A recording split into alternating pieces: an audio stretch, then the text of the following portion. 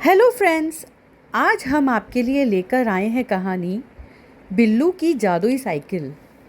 कहानी को सुनने से पहले चैनल को सब्सक्राइब करें और कहानी पसंद आए तो लाइक भी करें।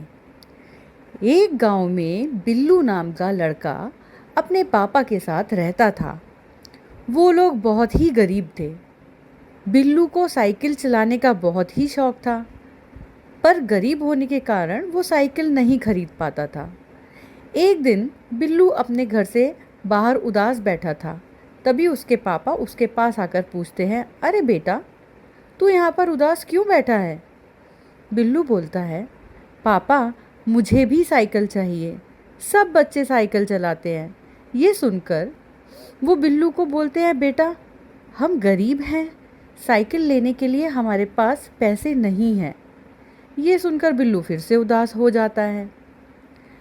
अगले ही दिन जब उसके पापा काम के लिए निकलते हैं तो रास्ते में उनको एक कबाड़ी की दुकान में एक साइकिल खड़ी दिखाई देती है।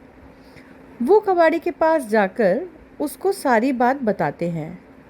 कबाड़ी उनको बहुत कम दाम में वो साइकिल दे देता है। वो खुशी खुशी घर पहुंचते हैं और बिल्लू को आवाज़ लगाते हैं, जिससे आवाज़ सुनकर बिल्लू बाहर आ जाता है और नई साइकिल को देखते ही वो खुशी के मारे पागल हो जाता है और अपने पापा को थैंक यू बोलता है।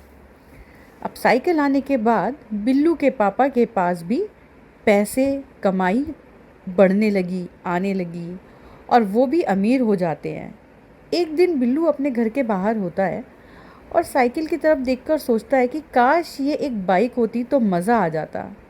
ये बोलते ही साइकिल एक शानदार बाइक में बदल जाती है और बिल्लू उस पर बैठकर घूमने निकल जाता है।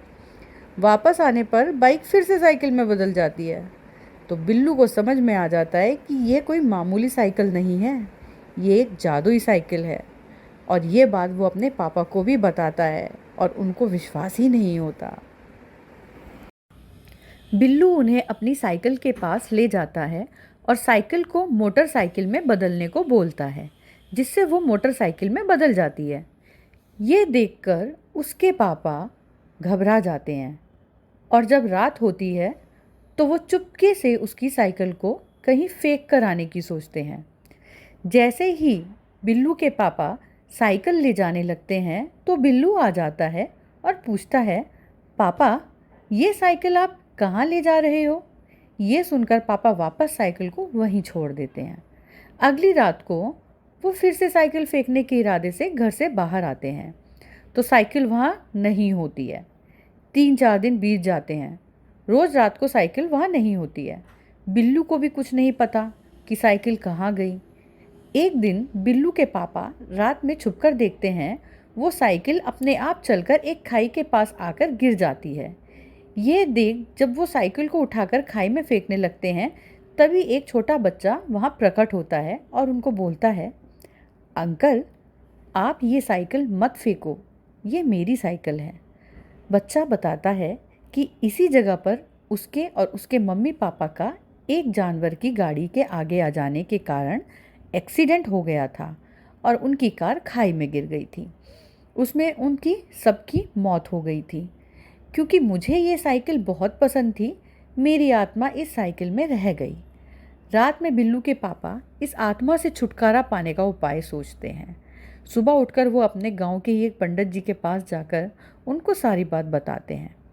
पंडित जी बिल्लू के पापा को एक यज्ञ करने को बोलते हैं, जिससे कि आत्मा उस साइकिल से निकल जाएगी।